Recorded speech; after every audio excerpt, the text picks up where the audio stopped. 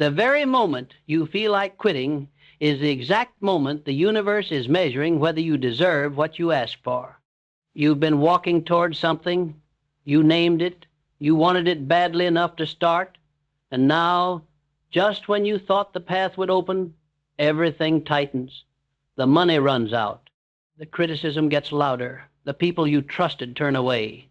Your own mind whispers that you were foolish to believe, and you stand there, confused, wondering if this is a sign to stop. It isn't. It's a test, and most men and women fail it without ever knowing what they lost. I have spent 30 years studying the richest and most powerful men in America. I have sat across from Andrew Carnegie, watched Thomas Edison work through the night, listened to Henry Ford rebuild an empire after losing everything.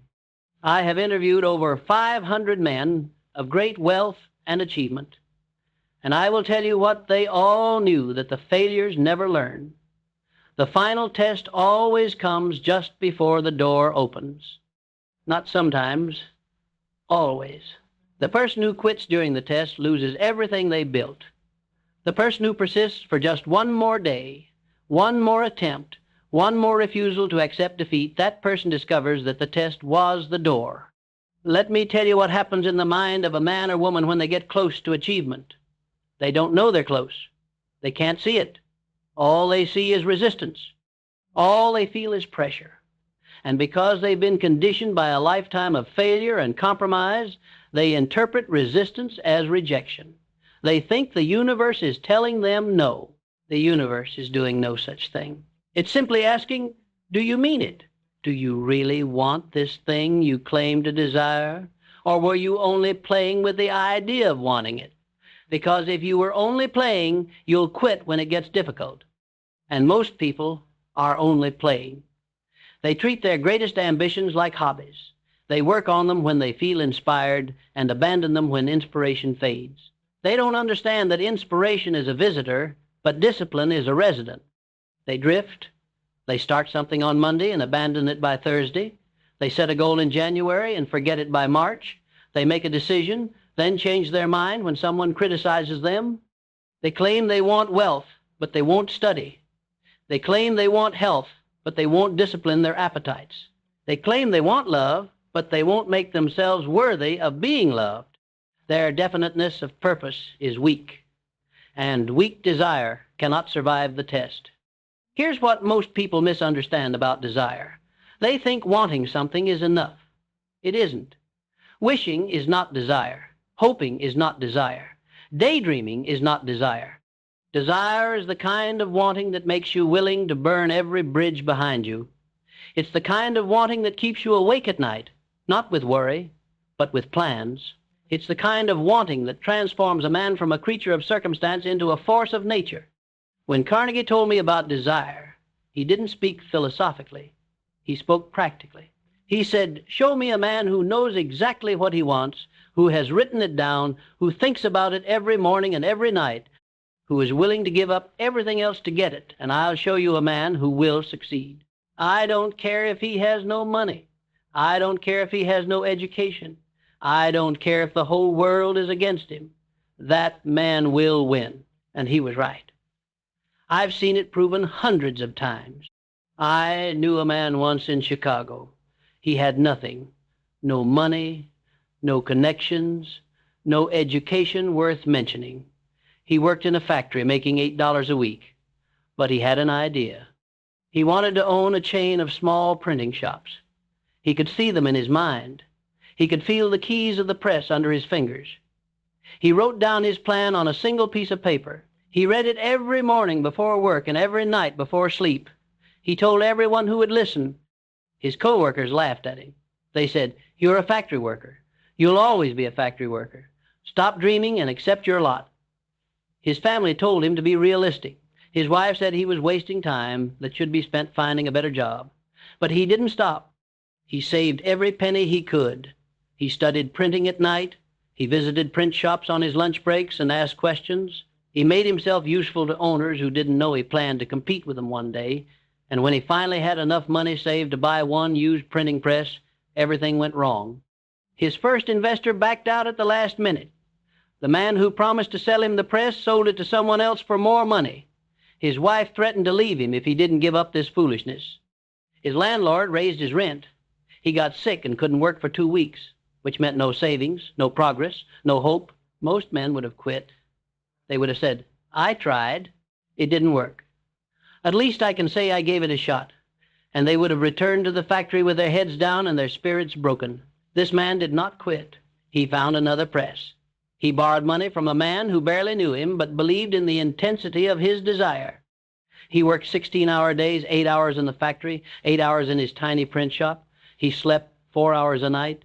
His health suffered. His marriage suffered. Every reasonable person in his life told him he was destroying himself for a dream that would never materialize. And he kept working, not because he was brave, not because he was confident, but because he had decided. And when a man truly decides, the thing is already done. The universe simply waits to see if he'll stand behind his decision long enough for it to materialize. His first month in business, he made $3 in profit. The second month, he lost money. The third month, a fire damaged half his equipment.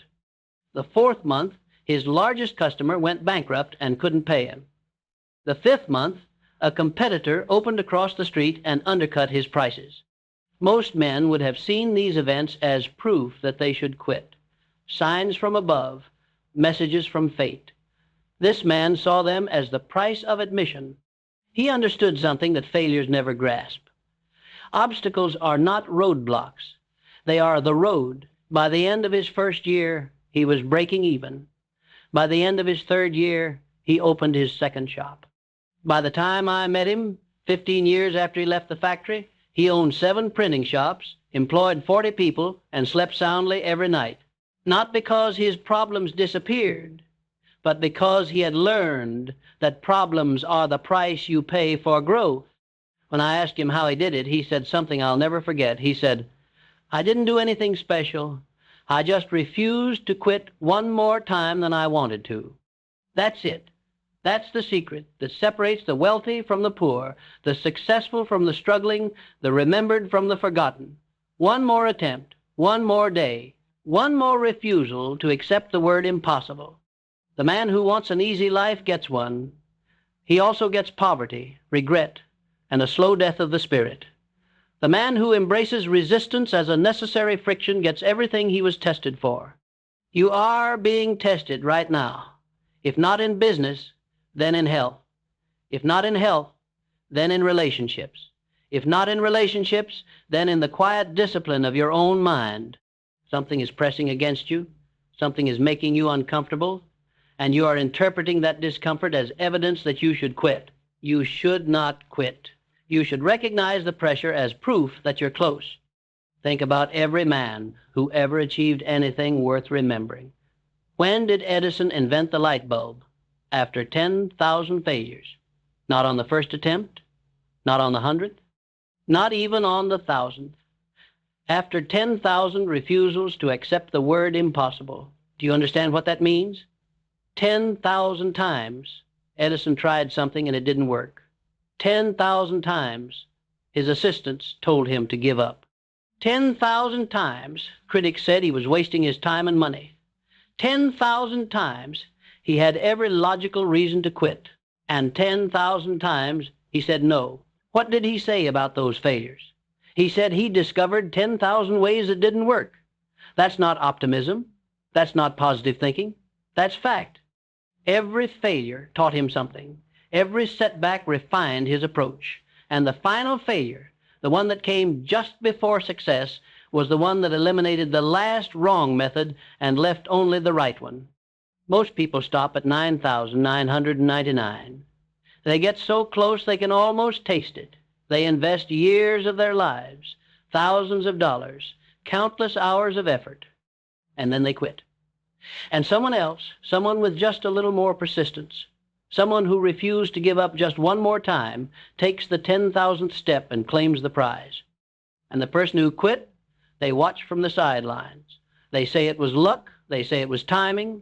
They say it was connections. They say anything except the truth. I quit too soon. Before I continue, answer one question honestly. What would you do differently if you knew beyond all doubt that the breakthrough you're seeking is exactly 3 days away? If you're still listening, something inside you is waking up. You feel it, don't you? That small stirring, that quiet voice that says, not yet, not done, try again. That's not delusion.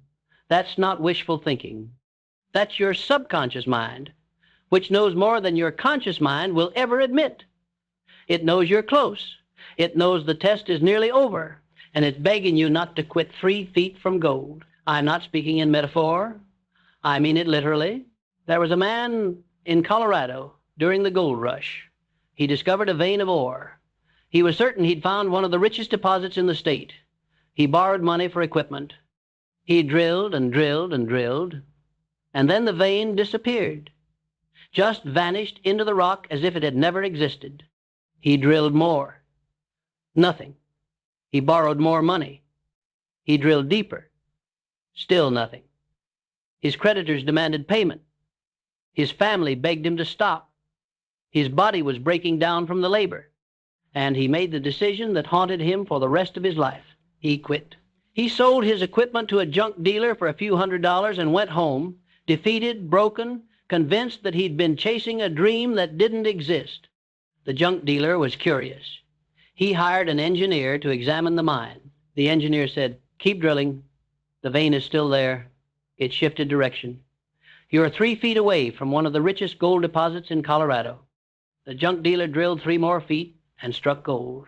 He made millions. The man who quit got nothing except the knowledge that he gave up 3 feet from everything he'd ever wanted. That story is not unique. That story is the story of most human beings. They get close. They endure for months, years, decades. And then, just before the breakthrough, they quit. Why? Because they judge their progress by what they can see instead of trusting the invisible forces they set in motion when they made their decision. Let me tell you how those forces work. When you set a definite purpose and back it with burning desire, you activate something.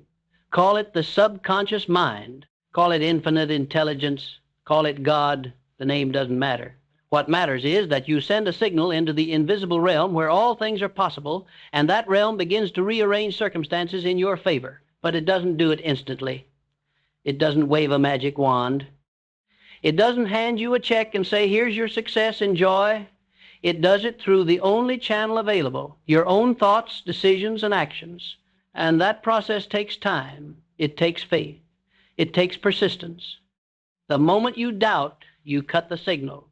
The moment you quit, you destroy the bridge you were building between the invisible and the visible. And all the work you did, all the pain you endured, all the progress you made, it vanishes like smoke. Not because you failed, but because you stopped. Henry Ford lost everything once. Most people don't know that. They see the Model T and the empire and the wealth, and they assume it was always there. It wasn't. There was a time when Ford had nothing. His first automobile company failed completely. His backers abandoned him. His creditors hounded him. His critics said he was finished, washed up, a dreamer who couldn't execute. The newspapers wrote articles about his failure. Investors warned others not to trust him. Even his friends suggested he give up automobiles and find a more sensible line of work. He was humiliated, broke, alone, and he kept working.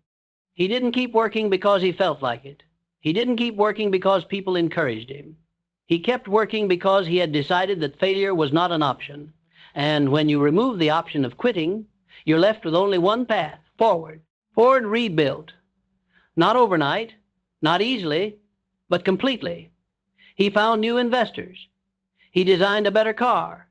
He created a new manufacturing process. And when he succeeded the second time, he succeeded so thoroughly that people forgot he ever failed. They forgot because his persistence erased the failure from history. Your persistence will do the same. But only if you understand what persistence really means. Persistence is not stubbornness.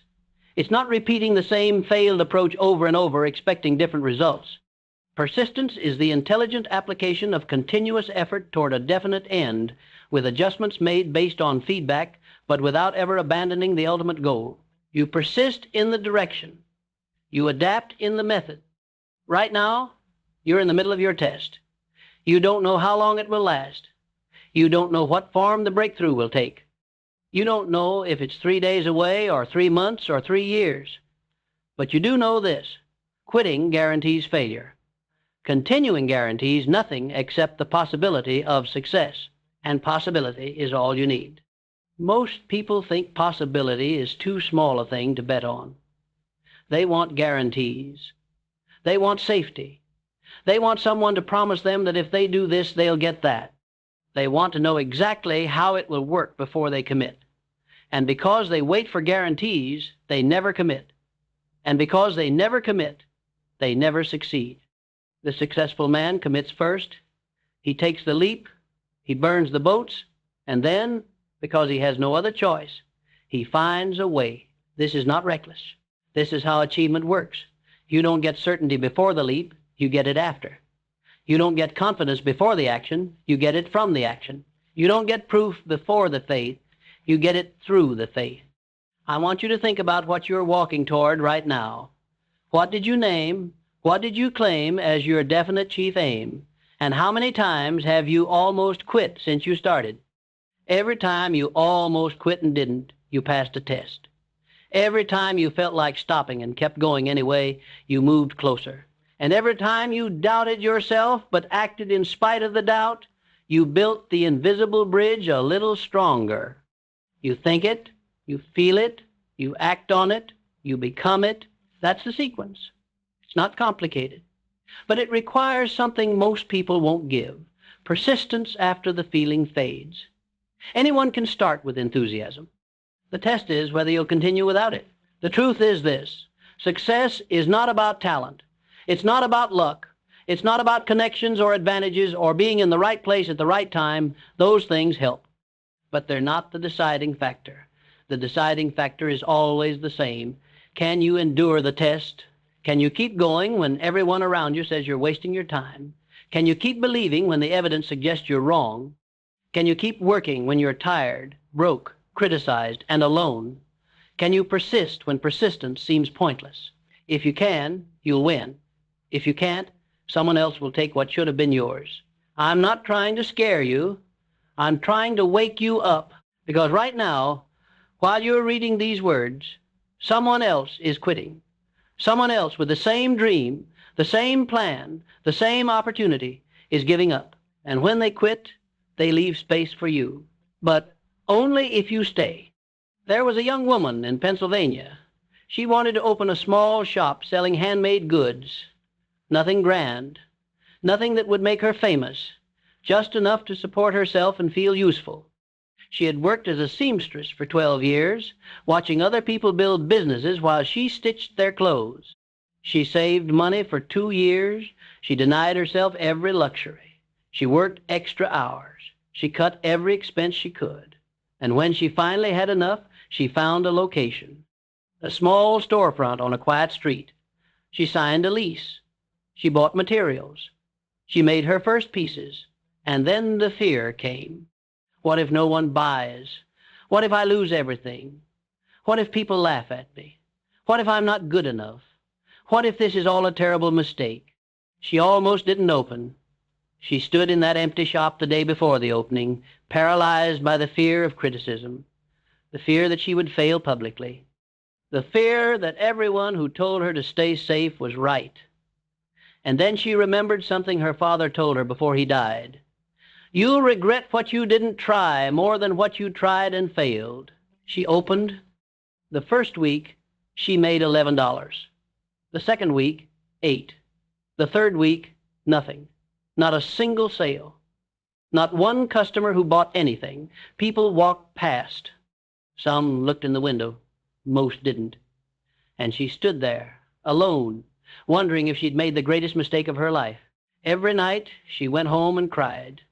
Every morning, she went back to the shop and opened the doors. She didn't know what else to do. She had burned her bridges. She had quit her seamstress job. She had spent her savings. She had told everyone she was doing this.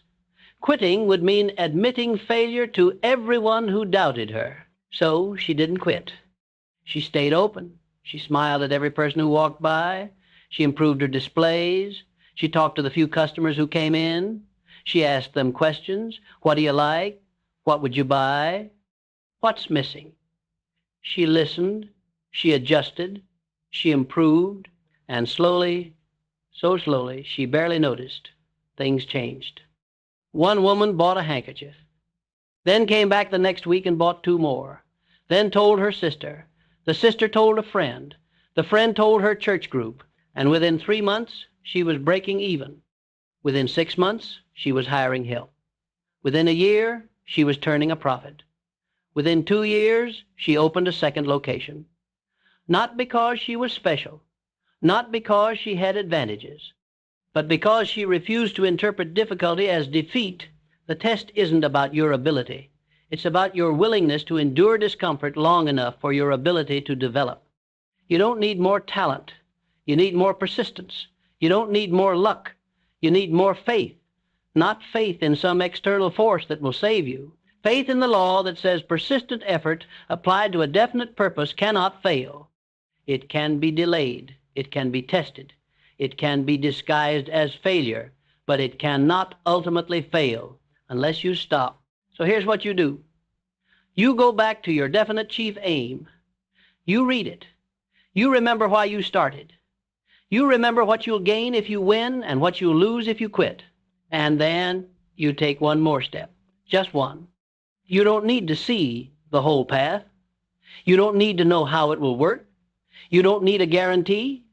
You just need to take the next step, make the next call, write the next page, build the next piece, have the next conversation, and then the next, and then the next.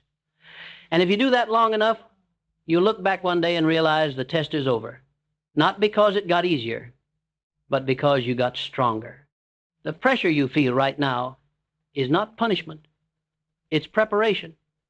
It's the universe asking, are you ready for what you ask for? Because if I give you wealth without discipline, you'll lose it. If I give you power without character, you'll abuse it.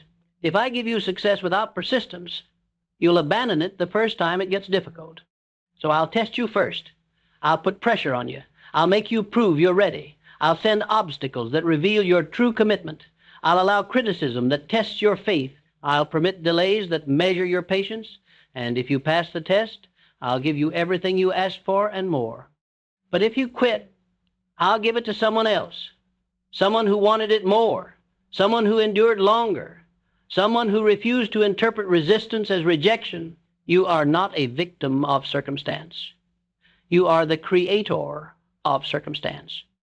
Every thought you think, every decision you make, every action you take sends ripples into the invisible realm and shapes what comes back to you. If you think thoughts of defeat, you create defeat. If you think thoughts of success, you create success. It's not magic. It's not mysticism. It's law. The law of cause and effect. The law of vibration. The law that says like attracts like. You've set a cause in motion. You declared what you wanted. You started moving toward it, and now the effect is unfolding. But the effect doesn't always look the way you expect. Sometimes it looks like failure. Sometimes it looks like resistance. Sometimes it looks like the exact opposite of what you asked for. That's the test. Will you trust the law you set in motion? Or will you doubt it the moment things get hard? Will you hold your faith when the bank account runs low? Will you maintain your vision when people criticize? Will you keep your commitment when you're tired and discouraged and everything seems to be going wrong? Thomas Edison trusted it. Andrew Carnegie trusted it. Henry Ford trusted it. Every man and woman who ever achieved anything worth mentioning trusted it. They didn't trust blindly. They trusted based on evidence. And the evidence is this: persistence always wins. Not sometimes, not usually, always. The only question is whether you'll persist long enough to collect what's already yours. You were not born to drift. You were not born to accept less than you are capable of achieving. You were not born to let fear, doubt, criticism, and temporary defeat rob you of your destiny. You were born to decide what you want, commit to getting it, and persist until it manifests. That's the speech no one gives anymore. That's the truth that got buried under soft advice and gentle encouragement. You don't need encouragement. You need a mirror. And the mirror says, you're being tested because you're close. The pressure is proof. The resistance is evidence. The difficulty is the final obstacle before the breakthrough. The very fact that you want to quit means you're at the threshold. The door is right in front of you. You just can't see it yet because you're looking at the obstacles instead of walking through them. Here's what happens to most people. They get tested, they feel the pressure, they interpret it as failure, and they quit. Then they spend the rest of their lives wondering what would have happened if they just held on a little longer. They become cautionary tales. They become the people who almost made it. Don't be that person. Be the person who stayed. Be the person who endured one more day than seemed possible. Be the person who refused to quit no matter how logical quitting seemed. Because I promise you this, there is gold 3 feet in front of you. There is a breakthrough waiting just beyond this obstacle. There is success hiding behind this test. And the only thing standing between you and everything you want is your willingness to endure a little longer. And you can quit right here, right now, and join the millions who almost made it. Or you can stand. You can decide that no amount of pressure will move you. You can decide that you'd rather die trying than live wondering. You can decide that the test ends when you say it ends, not when it feels comfortable. And if you make that decision, really make it. Not just think about making it, you'll pass. Not because you're special. Not because the universe owes you anything, but because persistence is the one force in the universe that cannot be defeated. It bends reality. It opens doors. It turns enemies into allies and obstacles into opportunities. It transforms the impossible into the inevitable. It makes the invisible visible and the intangible tangible, but it only works if you keep going.